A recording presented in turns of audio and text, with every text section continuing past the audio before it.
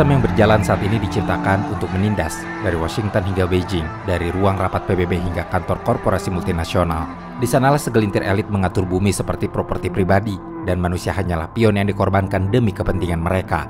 Demokrasi atau bentuk politik apapun hanyalah topeng lusuh untuk menutupi wajah tirani ekonomi yang menguasai segalanya. Perang, kemiskinan, dan krisis yang terjadi bukan sekadar bencana acak apalagi kebetulan, melainkan strategi bisnis yang mengubah darah dan penderitaan menjadi keuntungan. Di saat yang sama, bumi dihisap habis-habisan, hutan dibabat, laut diracuni, udara direnggut, dan generasi mendatang dirampas ruang hidupnya demi keserakahan. Reformasi sendiri sudah mati dicekik sistem yang mengutukkan penguasa.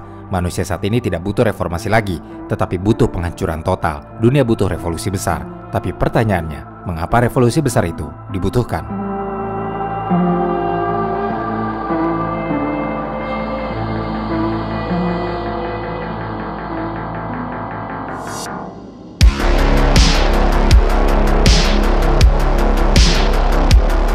Dunia modern menyukai ilusi keteraturan. Kita diajarkan bahwa hukum, demokrasi, ekonomi pasar, dan lembaga internasional adalah pilar peradaban yang menjamin keadilan masyarakat.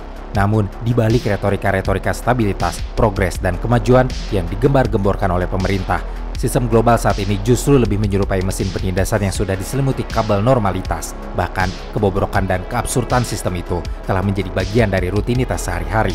Bukan hanya tidak diprotes, tetapi justru diterima, dirayakan, dan dilestarikan. Salah satu absurditas yang paling mencolok adalah budaya kerja 9 to 5. Sejak revolusi industri terjadi, jam kerja panjang justru dibenarkan sebagai harga kemajuan.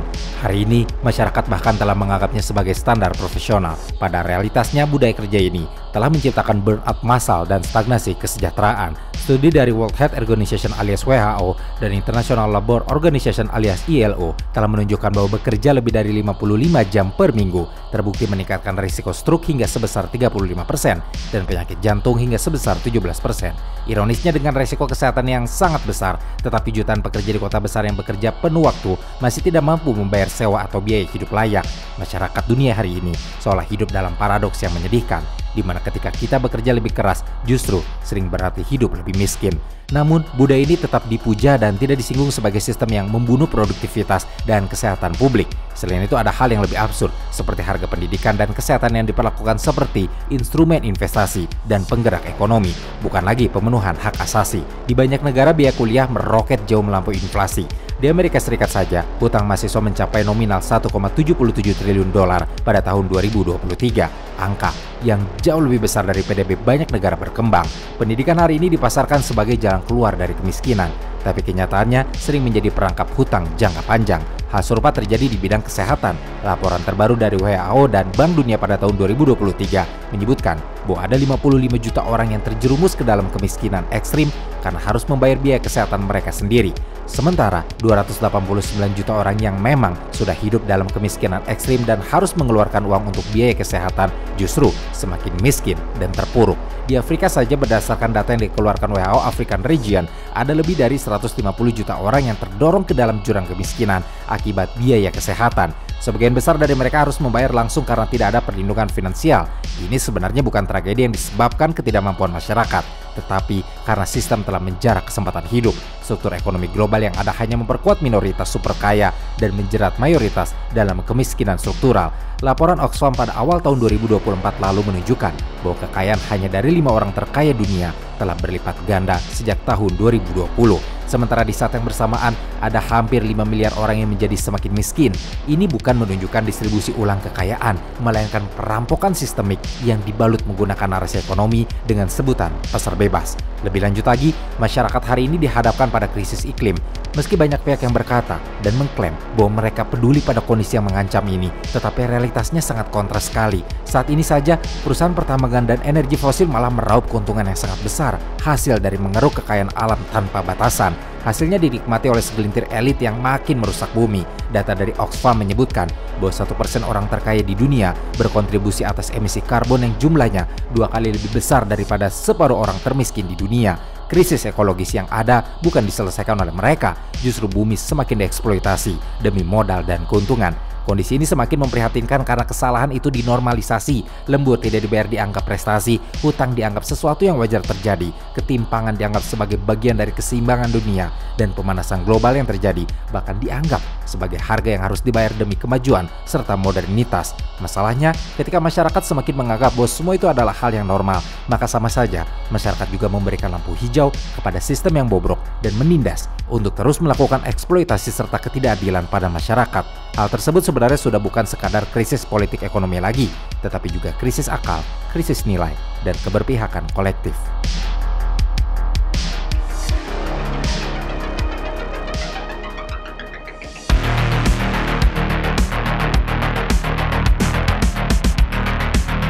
Di tengah kondisi sistem yang semakin bobrok, reformasi yang dulu diucapkan diperjuangkan dengan penuh harapan karena dianggap sebagai solusi untuk memperbaiki kebobrokan, hari ini hanya sebatas mantra kosong yang tidak berdaya dihadapkan pada berbagai permasalahan. Reformasi yang ada saat ini telah direduksi menjadi kosmetik politik yang memoles kebijakan supaya fondasi kekuasaan tetap utuh sambil memberi kesan seolah ada perubahan. Sejarah modern telah memberikan bukti bahwa reformasi yang diperjuangkan itu jarang, bahkan hampir tidak pernah menyentuh akar permasalahan. Reformasi justru berhenti di permukaan masalah, dimanfaatkan dan diatur sedemikian rupa agar tidak mengancam arsitektur kekuasaan yang menopang kehidupan segelintir elit ekonomi politik. Contohnya saja reformasi ekonomi yang dipromosikan lembaga seperti IMF dan Bank Dunia sejak 1980-an. Dengan lebar structural adjustment, negara-negara berkembang dipaksa membuka pasar, memangkas subsidi publik, dan memprivatisasi layanan dasar. Retorika yang mereka pakai adalah efisiensi dan pertumbuhan, tetapi kenyataan kebijakan ini sering memotong akses rakyat terhadap pendidikan kesehatan dan pekerjaan yang layak. Laporan yang dirilis Bank Dunia pada bulan November 2021 telah mengakui bahwa pandemi COVID-19 memperburuk ketimpangan di mana 60% negara berpenghasilan rendah kini berada dalam atau berisiko tinggi mengalami krisis hutang. Itulah hasil dari reformasi yang dirancang bukan untuk memberdayakan rakyat, melainkan untuk memastikan kelancaran arus modal ke kantong kreditor global. Itu baru dari segi ekonomi, hal yang lebih buruk bahkan terjadi di ranah politik. Reformasi demokrasi kerap berhenti hanya pada perubahan prosedural, seperti pemilu yang lebih sering, pembentukan partai baru, atau dibuatnya amandemen konstitusi. Perubahan itu seolah seremonial belaka, tetapi tidak mengubah distribusi kekuasaan yang nyata.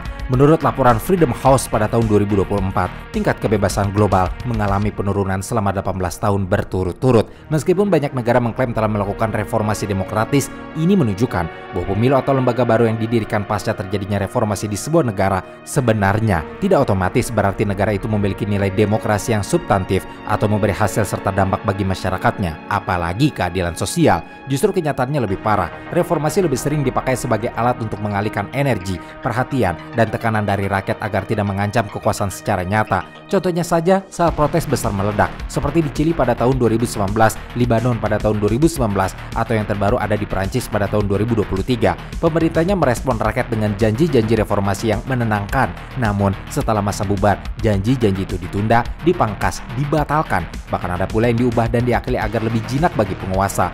Hal ini bukan sekadar omong kosong. Dalam artikel berjudul State Concession and Protest Mobilization in Authoritarian Regimes, dijelaskan bahwa pemerintah otoriter seringkali memberikan konsepsi palsu atau reformasi semu untuk mengulur waktu serta mempersiapkan diri menghadapi protes di masa depan. Reformasi semacam ini tidak bertujuan untuk mengubah struktur kekuasaan, melainkan hanya untuk meredam ketegangan sosial dan menjaga stabilitas rezim. Sementara itu, rezim hibrida yang menggabungkan elemen-elemen demokratis dan otoriter dalam struktur dan sistem pemerintahannya, meskipun mengadakan pemilu dan memiliki lembaga-lembaga demokratis, tetapi rezim semacam ini tetap menerapkan praktik-praktik otoriter seperti pembatasan kebebasan sipil dan manipulasi media tetap berlangsung. Hal ini menciptakan ilusi demokrasi tanpa perubahan yang berdampak dalam distribusi kekuasaan. Untuk memberikan contoh, Hongaria dan India akan menjadi studi kasus dalam bagian ini.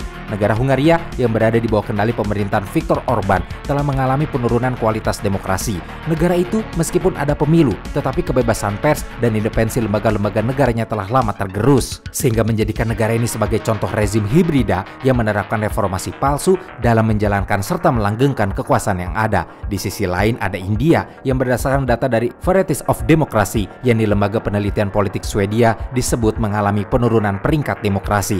Fakta ini menunjukkan tren bahwa dunia sebagian besar sedang menuju sistem otoritarianisme elektoral. Jadi meskipun ada pemilu, ada parlemen, dan hal-hal lain yang bersifat demokrasi, tetapi di di lapangan justru praktik-praktik otoriter semakin mendominasi dan mengurangi kualitas demokrasi. Sekalipun massa menyadari dan memprotes hal ini, tetapi reformasi palsu yang ditawarkan oleh rezim, baik otoriter maupun hibrida, seringkali tidak mengatasi akar masalah, apalagi mengubah struktur kekuasaan yang semakin menindas. Di bidang lingkungan juga terjadi nasib yang serupa. Reformasi global itu kandas. Kesepakatan iklim seperti Paris Agreement tahun 2015 yang disebut-sebut sebagai bagian dari reformasi besar untuk perbaikan iklim dunia, ternyata tidak memaksa negara-negara atau korporasi untuk bertindak tegas. Nyatanya mereka malah tetap membiarkan perusahaan bahan bakar fosil memegang kendali ekonomi, meraup keuntungan dari eksploitasi sumber daya tanpa batas, sementara masyarakat menjadi korban dari kerusakan ekologis yang terus meluas. Tidak ada perbaikan atau perubahan ke arah positif. Terbukti bahwa laporan terbaru pada tahun 2023 dari Global Carbon Project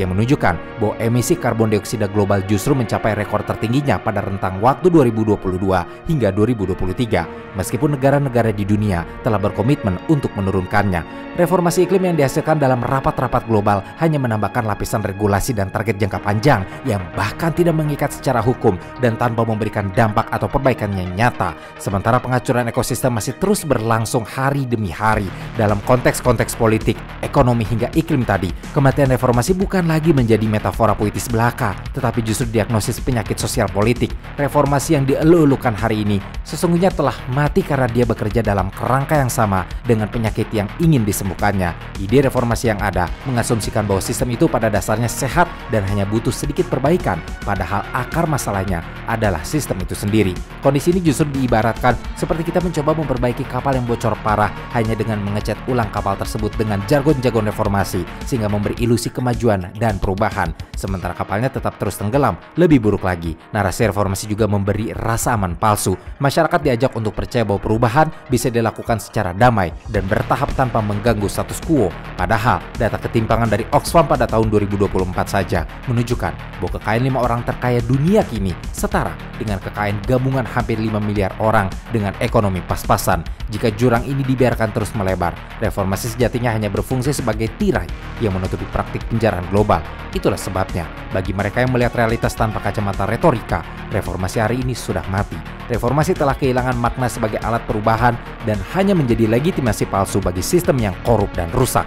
Jika tujuannya adalah untuk menghentikan penindasan struktural, menghapus eksploitasi ekonomi, dan menyelamatkan planet dari kehancuran, maka reformasi saja mungkin tidak cukup.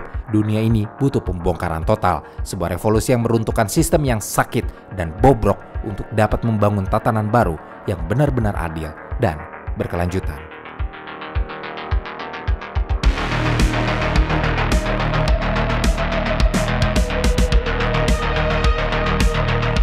Ketika membicarakan mengenai musuh dalam perjuangan membongkar ketidakadilan dan penindasan, kebanyakan orang langsung mengarah pada kekuatan eksternal seperti korporasi raksasa, pemerintah otoriter, elit politik atau rezim yang menindas. Memang benar, mereka memiliki andil yang sangat besar. Namun musuh sejati sebenarnya jauh lebih kompleks dan berlapis.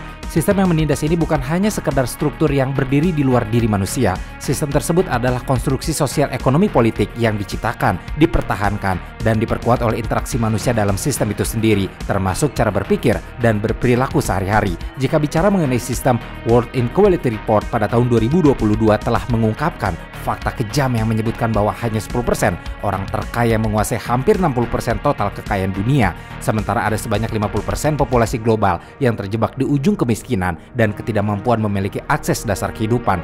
Fakta itu bukanlah kegagalan teknis sistem kapitalisme, melainkan desain sistemik yang sengaja dibuat untuk menjaga privilege kelompok elit dan mengokohkan monopoli kekayaan. Sistem ini mereproduksi ketimpangan secara generasi ke generasi, mengunci mayoritas dalam kemiskinan struktural dengan menggunakan lembaga-lembaga politik dan ekonomi sebagai alat pengontrol. Ketika sistem ini berjalan, kesenjangan bukan hanya bertahan, tetapi melebar secara cepat dan pasti. Dampak menghancurkan dari sistem ini juga sebenarnya tidak hanya mempersoalkan kekayaan, tetapi juga kerusakan lingkungan. Carbon Majors Report yang dirilis pada tahun 2017 menemukan bahwa hanya ada 100 perusahaan energi fosil terbesar yang mau bertanggung jawab atas lebih dari 70% emisi karbon industri sejak tahun 1988.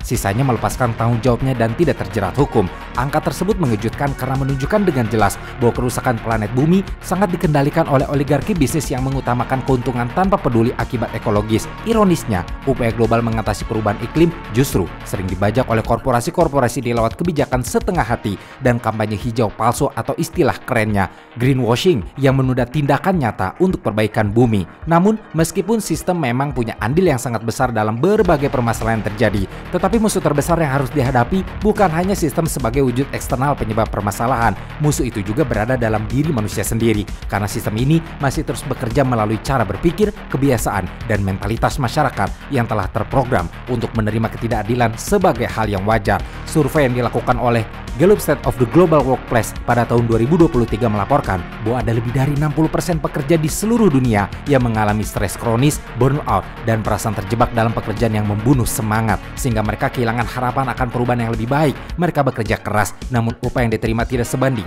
dengan biaya hidup yang terus melambung akibat inflasi. Ironisnya, mereka menganggap bahwa hal tersebut memang wajar terjadi. Hal ini menunjukkan bahwa manusia sebenarnya bukan hanya menjadi korban, tetapi juga menjadi alat dalam sistem yang mendorong eksploitasi tanpa batas. Mentalitas ini diperkuat oleh narasi dominan yang mengkambing hitamkan individu atas nasib buruk mereka sendiri. Kita diajarkan bahwa kemiskinan adalah akibat malas atau kurang berusaha, bukan akibat dari struktur sosial dan ekonomi yang memang dibuat untuk menindas. Ini adalah racun ideologis yang paling berbahaya karena memecah solidaritas dan membuat masyarakat justru saling menyalahkan. Ketika mayoritas masyarakat menerima bahwa ketimpangan adalah hal biasa dan tidak dapat diubah, maka sistem yang menindas mendapat lisensi sosial untuk terus beroperasi tanpa perlawanan yang berarti. Lebih jauh lagi, budaya konsumerisme yang dipromosikan oleh media massa dan iklan tanpa disadari telah memaksa masyarakat untuk terus mengejar kebahagiaan lewat barang dan status sosial. Ini menjebak banyak orang dalam siklus hutang dan konsumsi tanpa akhir, mengorbankan kebebasan dan kesehatan mental demi memenuhi kebutuhan palsu yang diciptakan oleh sistem. Padahal dalam konteks global, ketimpangan kekayaan dan akses sumber daya menunjukkan betapa jauh jurang antara yang kaya dan miskin semakin melebar, dan hal ini disebabkan karena sistem mengutamakan akumulasi modal ketimbang kesejahteraan manusia. Saat manusia menyerah pada mentalitas tersebut, kita menjadi bagian dari mesin yang menghancurkan diri sendiri, menerima kerja berlebihan yang merusak kesehatan, membayar biaya pendidikan dan kesehatan yang selangit, serta membiarkan alam dirusak demi keuntungan sesaat. Inilah bentuk penindasan paling halus yang bahkan sering tak disadari, yakni terperangkap dalam batasan yang dibangun sendiri dalam pikiran. Maka untuk melawan musuh ganda ini, revolusi yang dibicarakan saat ini bukan hanya soal menggulingkan kekuasaan elit yang korup dan sistem yang ekonomi yang bobrok, tetapi juga revolusi kesadaran diri. Masyarakat harus membongkar belenggu mental yang membatasi, mengikis narasi palsu yang menanamkan rasa putus asa, dan membangun solidaritas yang tulus untuk mengubah tatanan dunia. Tanpa perlawanan terhadap diri sendiri, revolusi hanyalah mimpi kosong. Karena jika masyarakat tetap tunduk dan patuh pada sistem yang menindas, maka tidak ada perubahan yang bisa terjadi. Tidak peduli berapa banyak protes dan aksi massa yang terjadi, masyarakat harus memulai dari dalam, dari pemahaman bahwa sistem yang menindas juga menanamkan belenggu psikologis dan budaya yang mematikan. Hanya ketika masyarakat luas berhasil membebaskan diri dari belenggu itu, saat itulah revolusi bisa dimulai dan terjadi untuk menciptakan perubahan besar. Perubahan yang bukan hanya politis dan ekonomi, tetapi juga perubahan fundamental dalam cara kita berpikir, bertindak, dan bersatu sebagai manusia yang merdeka dan bermartabat.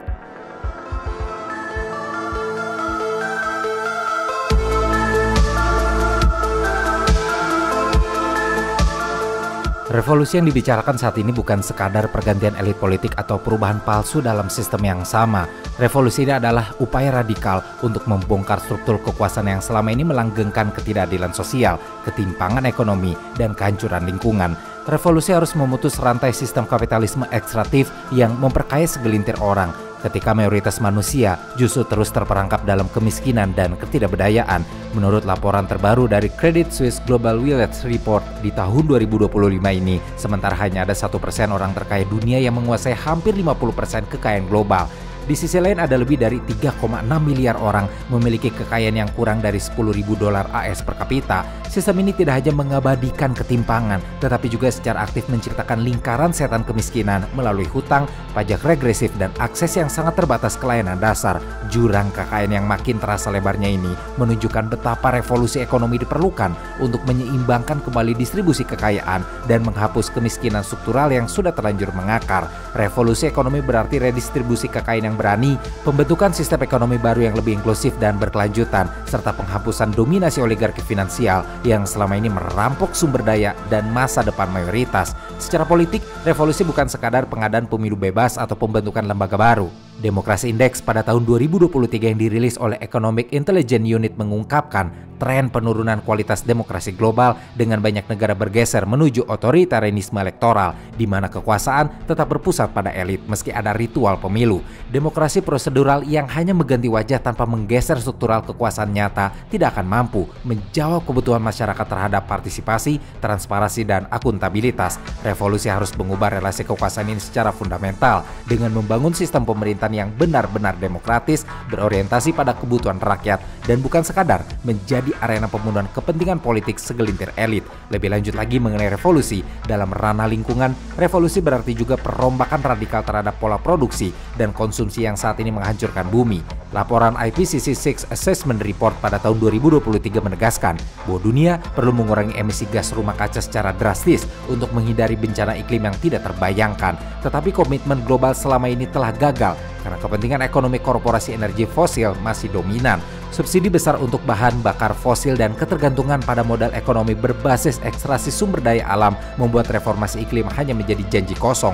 Maka dengan begini, revolusi yang diupayakan harus melibatkan transisi cepat ke energi terbarukan, pengelolaan sumber daya yang berkelanjutan, dan penghentian eksploitasi alam yang destruktif agar planet ini bisa diselamatkan untuk generasi yang akan datang. Terakhir, revolusi juga soal kesadaran kolektif yang membuat masyarakat paham bahwa perubahan hanya mungkin terjadi jika masyarakat bangkit dari tindakan pasifnya dan mengambil kendali. Namun untuk mencapai revolusi itu, masyarakat memerlukan pendidikan kritis, pengorganisasian massa, dan solidaritas lintas kelompok yang sejauh ini masih terkotak-kotakan oleh sistem yang memecah belah. Revolusi yang kita bicarakan hari ini menuntut keberanian masyarakat untuk menantang status quo, mengambil resiko besar, dan memiliki keteguhan untuk melakukan perjuangan jangka panjang. Tidak ada jalan instan dan mudah, karena revolusi sejati adalah proses menghancurkan tatanan lama dan membangun kembali sistem tatanan baru yang berdasarkan keadilan, kesetaraan, dan berkelanjutan.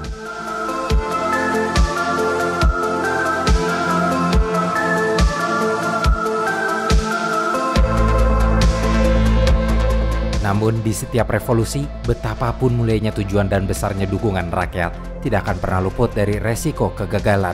Bahkan dalam sejarah panjang pergerakan sosial politik, banyak revolusi yang awalnya berapi-api justru berakhir dengan represi brutal, manipulasi kekuasaan, atau bahkan kembalinya rezim lama dengan wajah yang berbeda.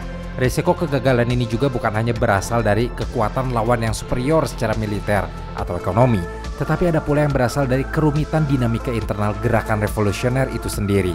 Salah satu resiko terbesarnya adalah perpecahan internal. Perlu diingat bahwa revolusi membutuhkan persatuan massa yang besar dan beragam, di mana tanpa hal itu, maka mereka yang memimpin bisa terjebak dalam konflik kepentingan, perselisihan ideologi, atau perebutan kekuasaan yang akhirnya melemahkan gerakan. Contoh klasik dapat dilihat dari revolusi Rusia pada tahun 1917, di mana perpecahan antara Bolshevik dan Menshevik memperpanjang periode kekacauan dan perang saudara yang brutal, sehingga proses perubahan yang ideal jadi tertunda dan menimbulkan penderitaan luar biasa. Demikian juga dengan revolusi Arab atau yang lebih dikenal dengan Arab Spring yang dimulai pada awal tahun 2010-an. Revolusi itu mengorbankan harapan demokrasi di banyak negara Timur Tengah, tetapi sayangnya berakhir dengan kegagalan di beberapa negara seperti Suriah dan Libya, di mana konflik internal dan intervensi asing justru membawa negara ke jurang perang saudara berkepanjangan. Selain itu, revolusi menghadapi ancaman represi negara dan kekuatan elit yang jauh lebih terorganisir dan memiliki sumber daya yang besar. Pemerintah otoriter modern sering memiliki aparat keamanan yang canggih, pengawasan teknologi tinggi, dan akses ke jaringan internasional yang mendukung stabilitas rezim. Protes besar sekalipun bisa dilumpuhkan lewat kekerasan, penangkapan massal, propaganda, dan pembatasan komunikasi. Studi oleh Varieties of Democracy dan Freedom House menunjukkan tren meningkatnya penggunaan alat-alat represif ini yang semakin membuat revolusi secara fisik dan politik semakin sulit berhasil tanpa strategi yang matang. Lebih jauh lagi, resiko kegagalan juga muncul dari keterbatasan visi dan strategi gerakan itu sendiri.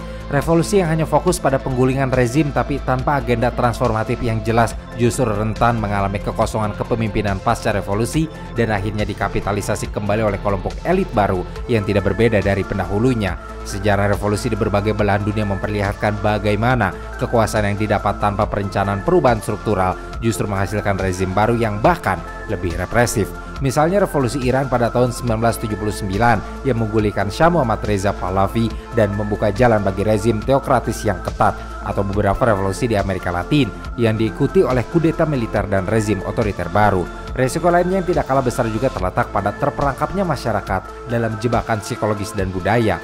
Ketika rasa takut akan kekerasan, ketidakpastian ekonomi, dan ketidakstabilan politik menjadi lebih dominan daripada harapan terhadap perubahan, maka dukungan massa bisa menurun drastis. Fenomena ini dapat diamati dalam penurunan partisipasi protes di beberapa negara setelah gelombang revolusi awal, seperti di Hong Kong pasca protes besar 2019 atau di Chile pasca kerusuhan 2019 yang berakhir dengan janji-janji reformasi yang tidak ditepati. Selain itu, faktor pengaruh eksternal yang dapat menggagalkan revolusi tidak dapat diabaikan. Intervensi negara asing baik melalui diplomasi, ekonomi, bahkan militer seringkali mengubah jalannya revolusi, bahkan menghancurkannya. Contohnya saja kudeta di Chile yang didukung oleh Amerika Serikat pada tahun 1973. Kudeta itu berhasil menggulingkan pemerintah Salvador Allende yang muncul dari jalur revolusi demokratis, tapi kemudian kudetanya tidak sesuai harapan dan memperburuk keadaan. Hal ini membuktikan bagaimana kekuatan asing dapat merusak harapan rakyat terhadap revolusi demi menjaga kepentingan geopolitik dan ekonomi.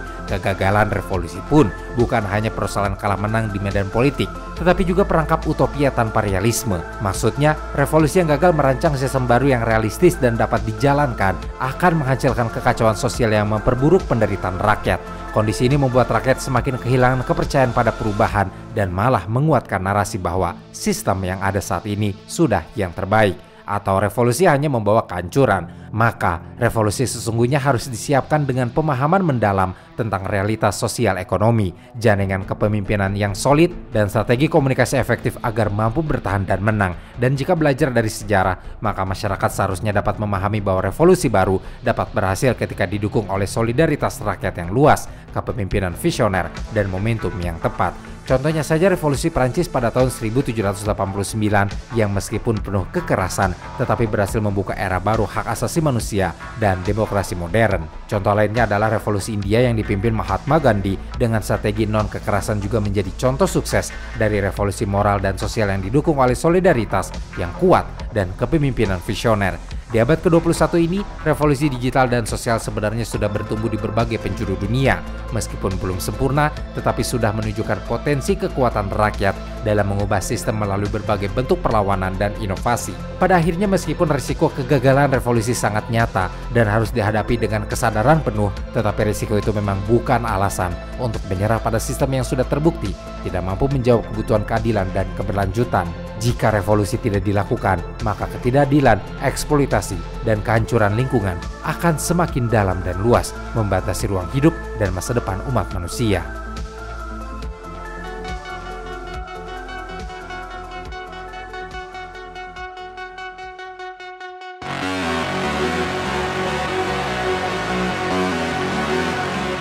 Revolusi tidak lahir dari kenyamanan, dia lahir dari kesadaran bahwa sistem yang ditempati saat ini tidak hanya cacat, tetapi juga sengaja dibangun untuk melanggengkan ketidakadilan. Mereka yang layak memulai revolusi adalah mereka yang paham bahwa musuh utama bukan sekadar satu penguasa, satu rezim, atau satu negara, tetapi struktur global yang mengikat miliaran orang dalam kemiskinan, ketimpangan, dan kebohongan yang dinormalisasi.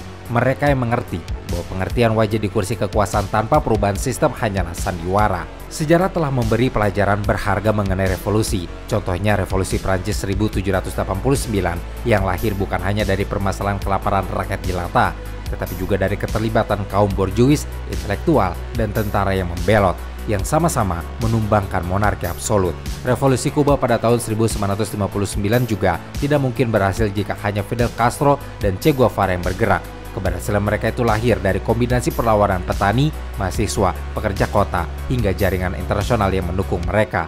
Hari ini sistem global menunjukkan tanda-tanda krisis dan kegagalan serupa yang memicu revolusi masa lalu. Bedanya skalanya jauh lebih besar. Tanda-tanda krisis dan kegagalan sistem itu terlihat dari cara negara dan korporasi global memposisikan rakyat hanya sebagai sumber tenaga kerja dan konsumen, bukan manusia yang layak hidup bermartabat. International Labour Organization atau ILO mencatat bahwa pada tahun 2023 lebih dari 4 miliar orang di dunia atau setara dengan lebih dari separuh populasi tidak memiliki perlindungan sosial yang memadai, termasuk asuransi kesehatan, pensiun, atau bantuan pengangguran. Tanpa jaring pengaman sosial alias jaminan tadi, satu krisis saja, misalnya bencana alam, PHK, atau penyakit, bisa menghancurkan hidup seseorang secara permanen. Kondisi ini diperparah oleh fakta bahwa biaya hidup naik lebih cepat daripada upah real. Menurut laporan terbaru OECD, rata-rata gaji real di banyak negara anggota mengalami stagnasi selama 1 dekade terakhir, sementara harga kebutuhan pokok seperti pangan dan perumahan melonjak tajam. Ini artinya bahkan mereka yang bekerja penuh waktu tetap berada di jurang ketidakpastian finansial, di mana hal tersebut sebenarnya merupakan fenomena yang dulunya menjadi bahan bakar utama gerakan buruh abad ke-19 untuk melakukan revolusi. Fenomena hari ini membuktikan bahwa kemiskinan struktural adalah alat penaklukan modern yang sesungguhnya tidak kalah mematikan dari invasi bersenjata.